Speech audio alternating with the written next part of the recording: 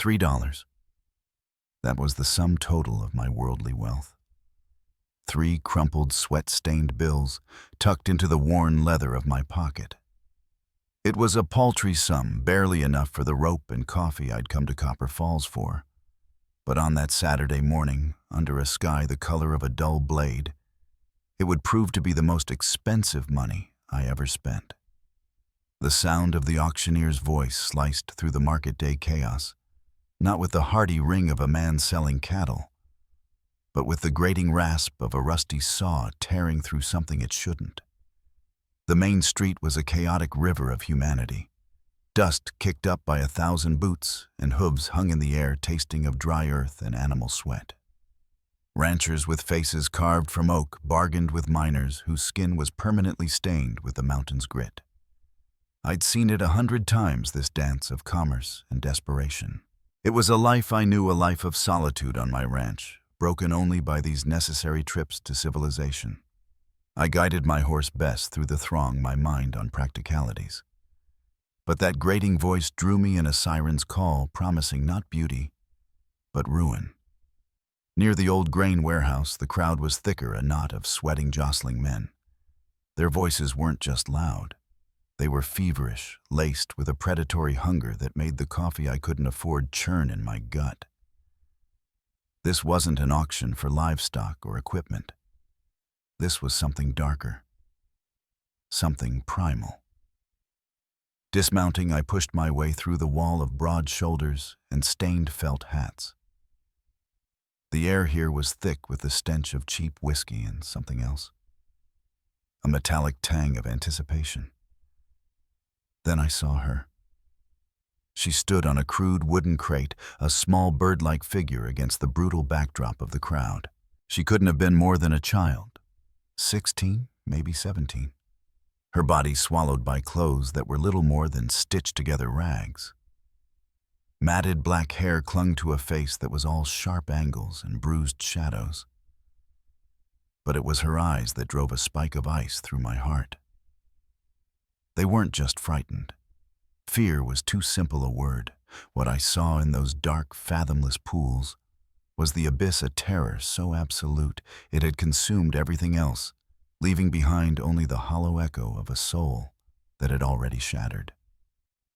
The auctioneer, a greasy man named Sloan with a vest that looked like a map of every meal he'd ever spilled, barked out numbers.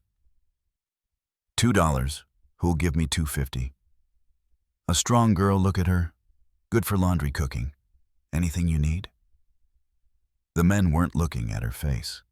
They were looking at her hands, her back, her teeth, which Sloan pried open with a dirty thumb. They were assessing a tool, a piece of property. Something to be used until it broke and then discarded. My own hands gnarled and scarred from a lifetime of wrestling with the land clenched into fists at my sides. I recognized faces in that leering mob. Cord Jennings, whose ranch bordered mine, a man who believed wealth gave him the right to own the world. His son Blake, whose eyes held the cold, flat deadliness of a viper. Mine foremen known for their casual cruelty, men who saw other human beings as little more than ore to be extracted from the earth.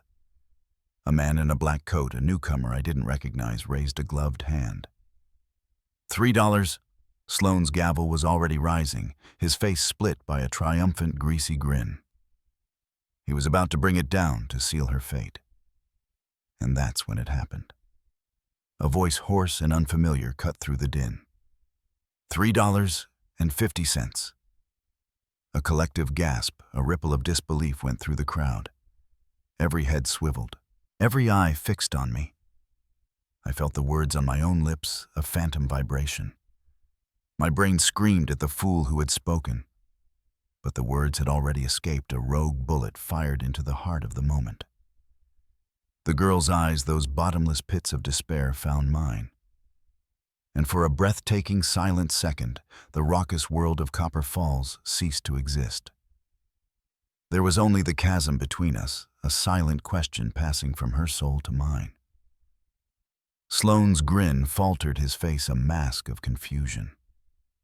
This wasn't part of the script. Silas Ward, the quiet rancher, the hermit who spoke to his horse more than to people, didn't bid on anything, let alone this. But greed is a powerful current, and it quickly swept his confusion away. "Going once," he bellowed, his voice regaining its rasp. "Going twice?" The crack of the gavel was like a rifle shot splitting the morning, splitting my life in two. The world rushed back in a roaring torrent of murmurs and stares, and then a cold, sickening realization washed over me, dousing the fires of my righteous anger. $3.50. I reached into my pocket.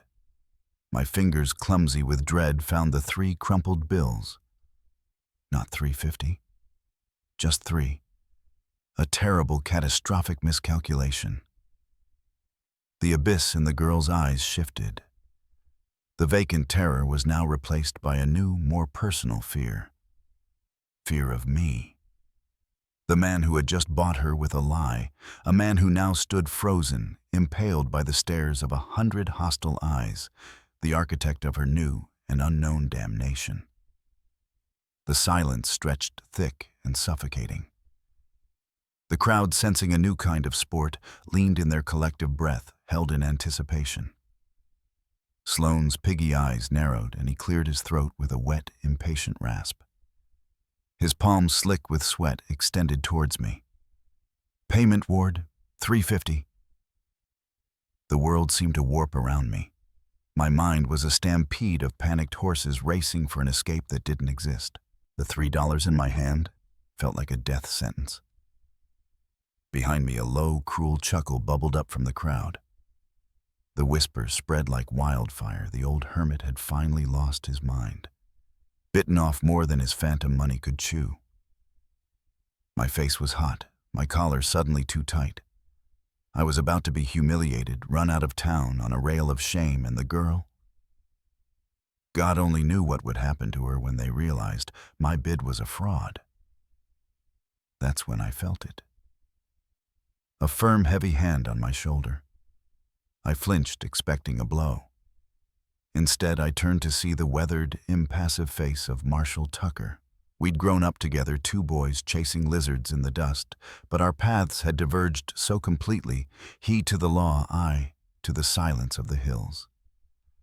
His eyes, the color of a stormy sky, gave nothing away. He leaned in, his voice a low rumble meant only for me. "You short Silas."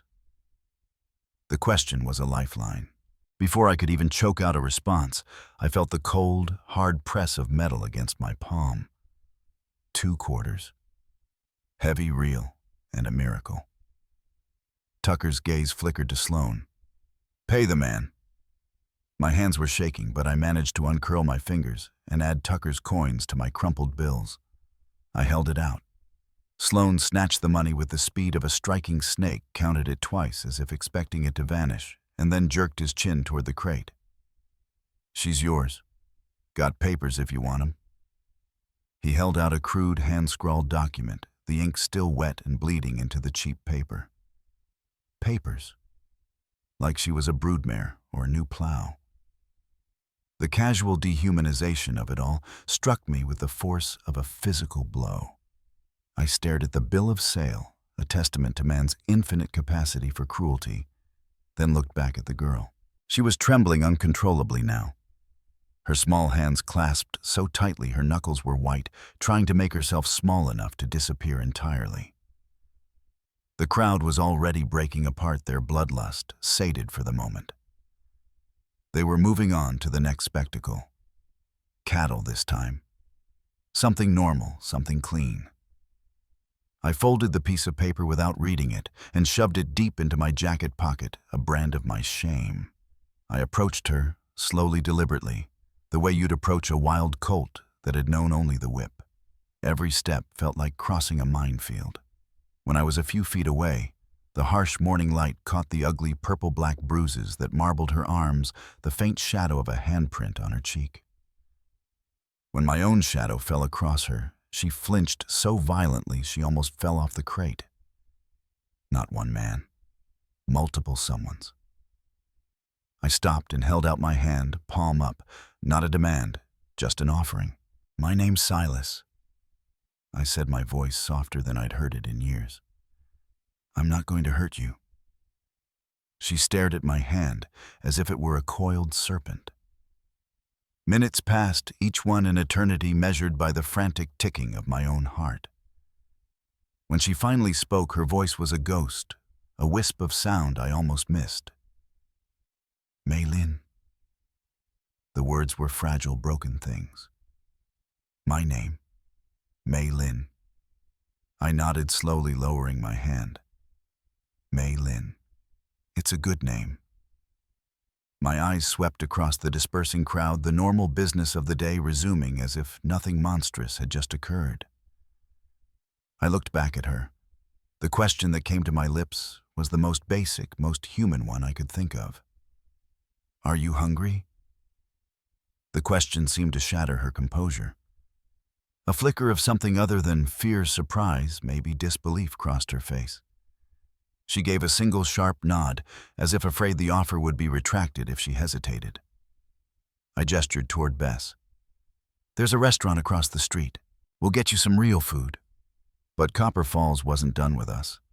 As we walked, I could feel the stares like insects crawling on my skin.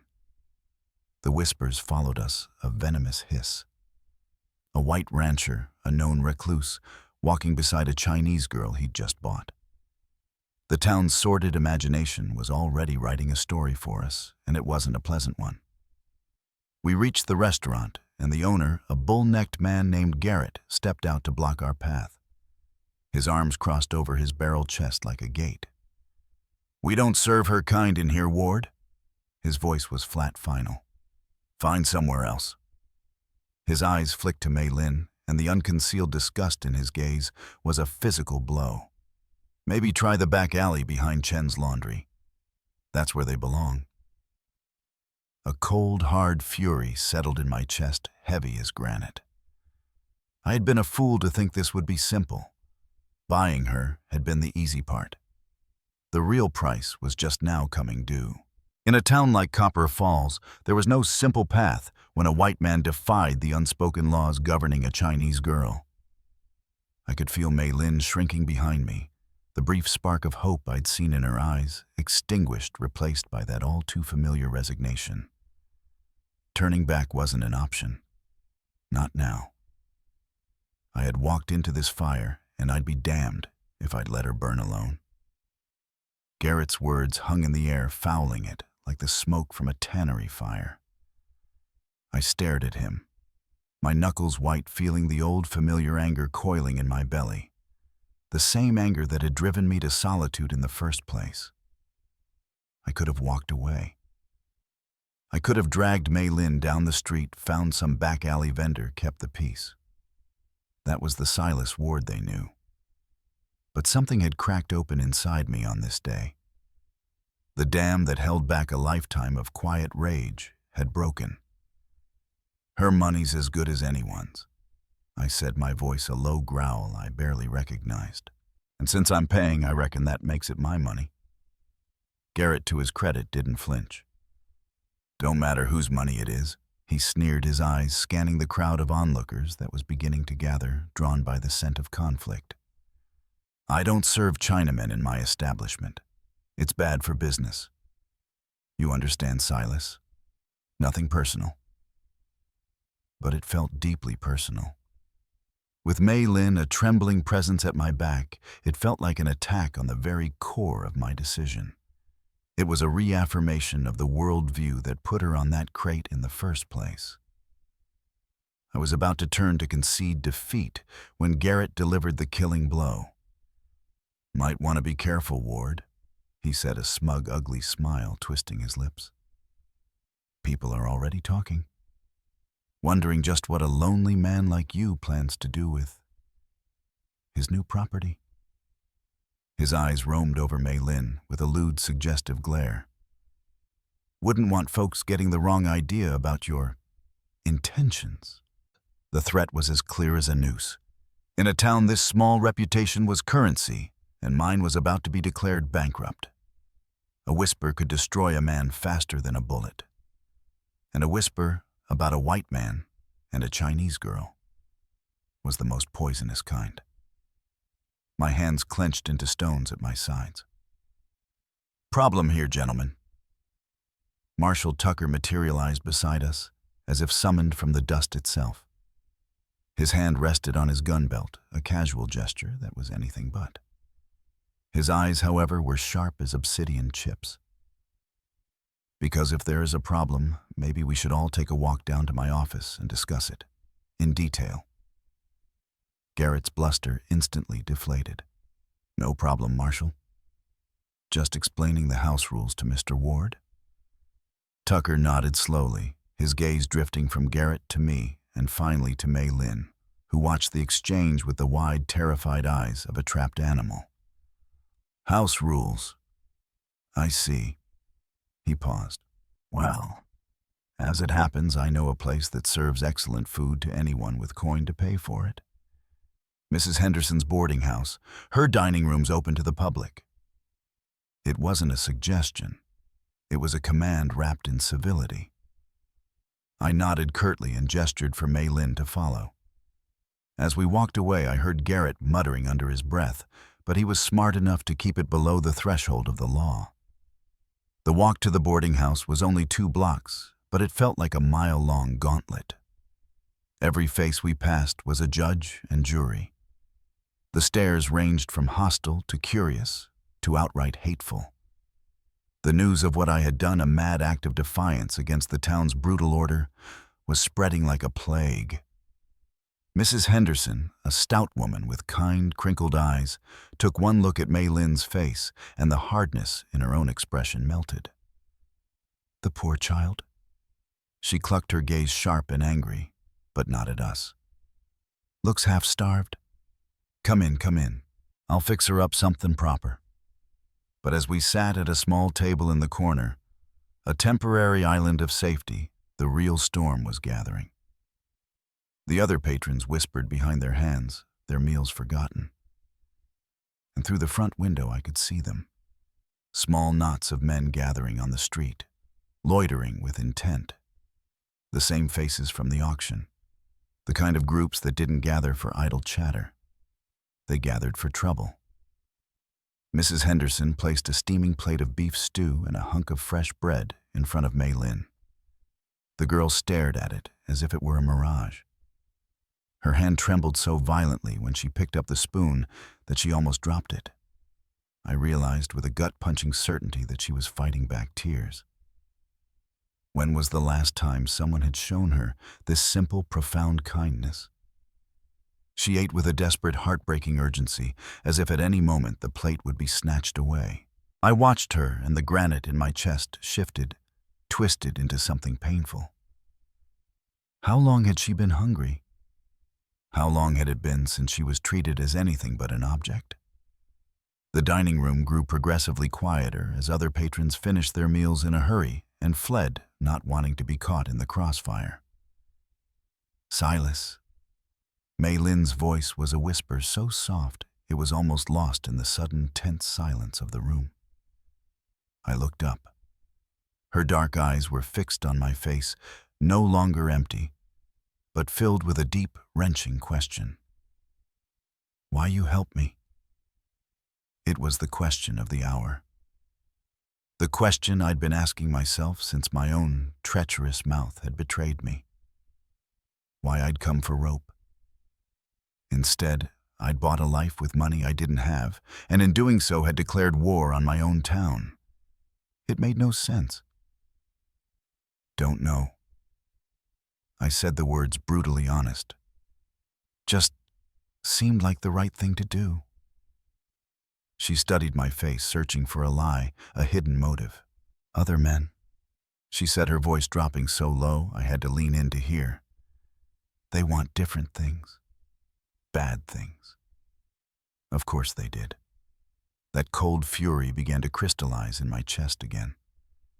To them she had no name, no past, no fear worth acknowledging. She was a canvas on which they could paint their darkest desires. "I'm not like other men." I said the words of vow to her and to myself. Before she could respond, the front door of the boarding house flew open with a deafening bang, smashing against the inside wall. 3 men strode in their boots, pounding on the wooden floor like war drums. My blood ran cold. It was Cord Jennings, his face a mask of purple rage.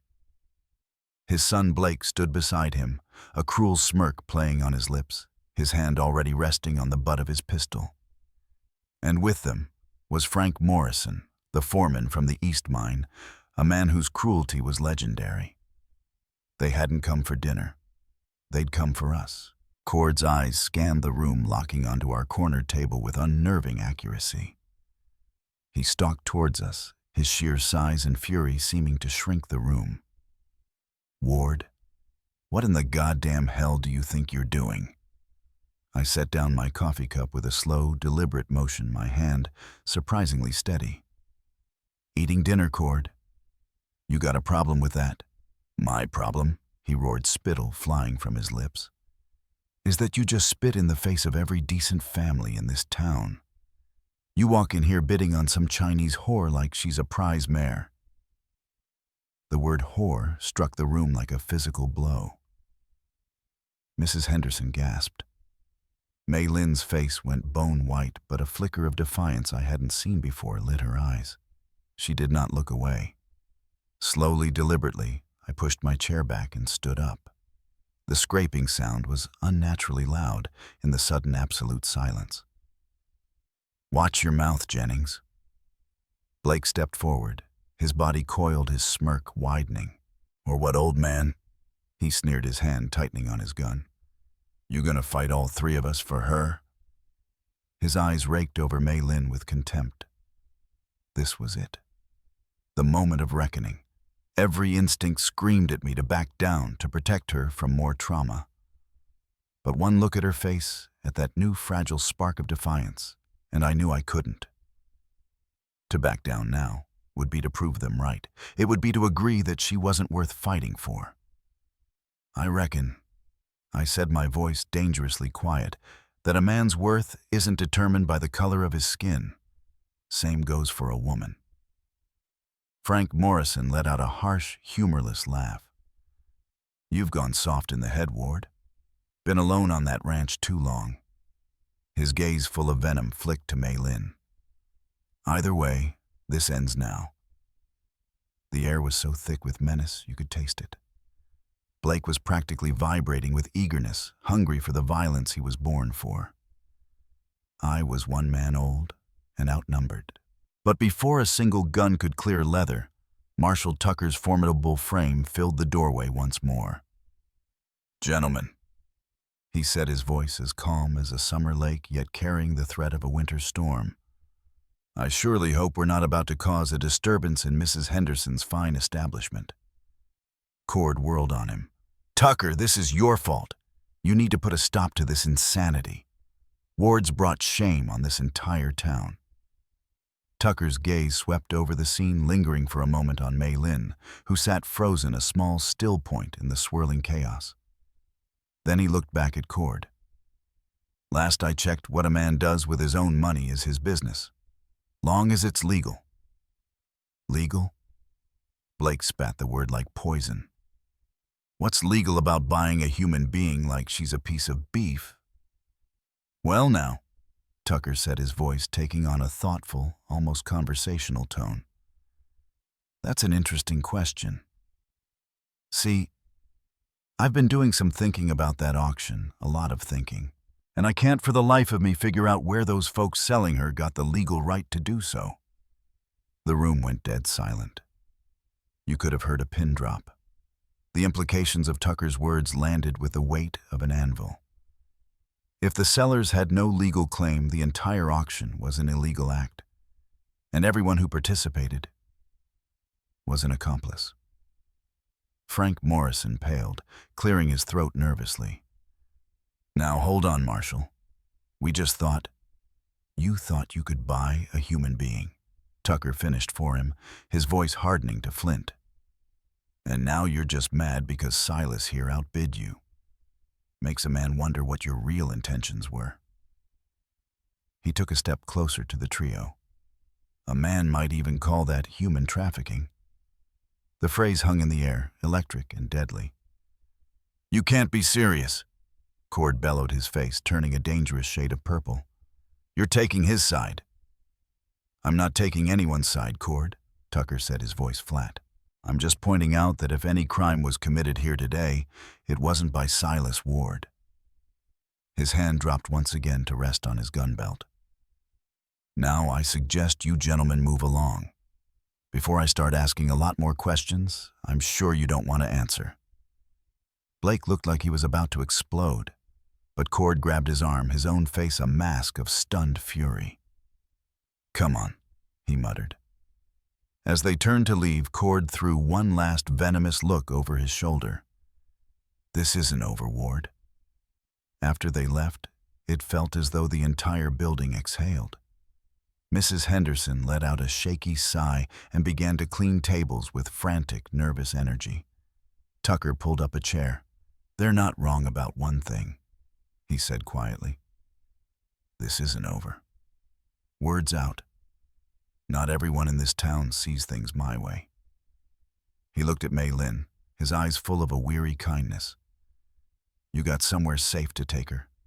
"My ranch," I said. 10 miles out." "Good. Get her there before dark."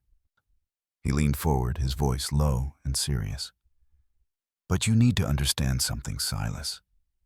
What you did today, you didn't just buy a girl. You bought a war. You made enemies who will want to hurt both of you, just to prove they can." Through the window, I could see it was true. The crowd hadn't dispersed. It had grown, and it was getting uglier. The muttering had turned into shouts. Someone was calling for a rope. The mob was finding its courage. "They're starting to spread out," Tucker said, his face grim as he peered through the window. "Looking for other ways in." He turned to me. "Your horse is tied up right in the middle of that hornet's nest. You'll never make it." That's when Mrs. Henderson spoke, her voice trembling but firm. "My husband's got an old wagon out back, and a horse, a mare tough as leather. She ain't much to look at, but she'll get you where you're going." She was wringing her hands in her apron. "Just get that poor child somewhere safe." The alley behind the mercantile was empty, a temporary canyon of silence. But the angry roar of the mob echoed between the buildings. As I helped Mei Lin into the rough-hewn wagon bed, she grabbed my arm, her grip surprisingly strong. "What if they follow?" she whispered, her eyes wide with terror. "What if they come to your home?" It was the question that had been clawing at the back of my own mind. My ranch was isolated, my sanctuary. But isolation was a double-edged sword. Out there was no Marshall Tucker, no sympathetic boarding house owner. Just me and whatever guns I owned.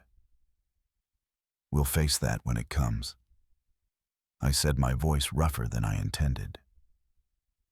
We pulled out of the alley just as Blake Jennings and a handful of his riders broke away from the main crowd, heading down a side street. They had spotted us. The chase was on. "There they are!" Blake's triumphant roar echoed across the dusty street. "Don't let him get away!" I snapped the reins, urging the old mare on. But the wagon was heavy, and our pursuers were on fresh, fast horses. The edge of town was still a half-mile away, an impossible distance. The first gunshot whined past my ear, a deadly insect, and splintered the wood of the seat beside me. They weren't trying to scare us. They wanted blood. The second shot was closer, and I felt the old mare stumble as the bullet grazed her flank. But she was tough, tougher than she looked, and she kept running. I pulled my own pistol, turned in my seat, and fired a wild shot back at them, not aiming to hit, just to slow their charge. It worked for a moment. Then I saw it, a narrow trail veering off the main road, leading into the rocky, treacherous hills. It was our only chance. I yanked the reins hard, and the wagon lurched onto the trail. The ride was brutal. We bounced and crashed over rocks and I heard Mei Lin cry out as she was thrown against the wagon's side. But the rough terrain was hell on their sleeker horses. Blake's mount stumbled, nearly unseating him. They were still coming, but we had gained a precious few yards. Up ahead I saw a narrow passage between two massive boulders. If I could get through there, I could make a stand. The wagon scraped through with inches to spare. I pulled the mare to a halt and jumped down, rifle in hand. "Stay down," I yelled to Mei Lin. Blake appeared at the mouth of the passage, his face a mask of rage. "It's over, Ward. Send out the girl and we might just let you live." "Go to hell," I roared back. His response was another bullet which ricocheted off the rock inches from my head. I fired back, my aim true this time. The bullet caught his horse in the shoulder. It screamed and reared, throwing Blake to the ground. The other riders pulled back, their easy sport suddenly turned deadly serious. But my relief was short-lived. I heard more hoofbeats, not from behind, but from ahead. Another group had cut us off. We were trapped. The rocks that had been our fortress were now our tomb. As the sun bled across the horizon, painting the sky in violent shades of red and purple, I looked at Mei Lin huddled in the wagon, her face a pale mask of terror. And in that moment, something shifted. It wasn't about winning anymore. It was about one final act of defiance. I reached into my jacket and pulled out the crumpled bill of sale. With trembling hands, I tore it into a dozen pieces and threw them to the wind. "What you do?" Mei Lin whispered. "Setting you free," I said, my voice hoarse. "No papers, no ownership. You're your own person. You belong to no one." And as if my words had summoned him, Marshal Tucker's voice boomed across the rocks. "That's far enough, boys." He and 3 deputies crested the hill, their guns drawn. They had flanked our flankers. The second group of riders found themselves trapped between us and the law. "Marshal!" Blake screamed, scrambling to his feet. "We're just stopping a crime. Ward stole that girl." "Funny thing about that auction, Blake," Tucker called out, his voice echoing in the twilight. "I've been on the telegraph. Turns out it's part of a human trafficking ring operating out of San Francisco. That's a federal crime. And every man who bid on that girl today is now a witness or a co-conspirator. Your choice." The blood drained from Blake's face. The men with him exchanged panicked looks. The righteous mob had become a criminal conspiracy. One by one, they began to back away, melting into the shadows. Only Blake remained, his face a contorted mess of hatred and defeat. "This isn't over, Ward." He spat, his final impotent threat. "Yes, it is," Tucker said, his voice as final as a judge's sentence. "It's over. And anyone who bothers these folks from now on answers to me." Blake stared at us, then wheeled his horse around and galloped away into the darkness. Silence descended, broken only by the mournful whistle of the wind. Tucker dismounted. "You two all right?" I nodded, my hands still shaking from the adrenaline. "Thanks to you, Marshal." He looked at Mei Lin, and for the first time a real, albeit weary smile touched his lips. "Miss," he said gently, "you are safe, and you are free. No one owns you." She looked from Tucker to me and back again. And then, for the first time since I'd laid eyes on her, a smile touched her lips.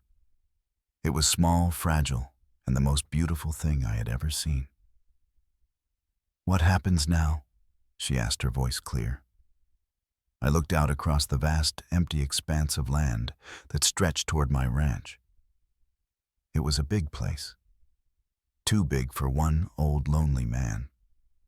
Plenty of room for someone who needed a new beginning. "Now," I said, my voice steady for the first time that day, "we go home."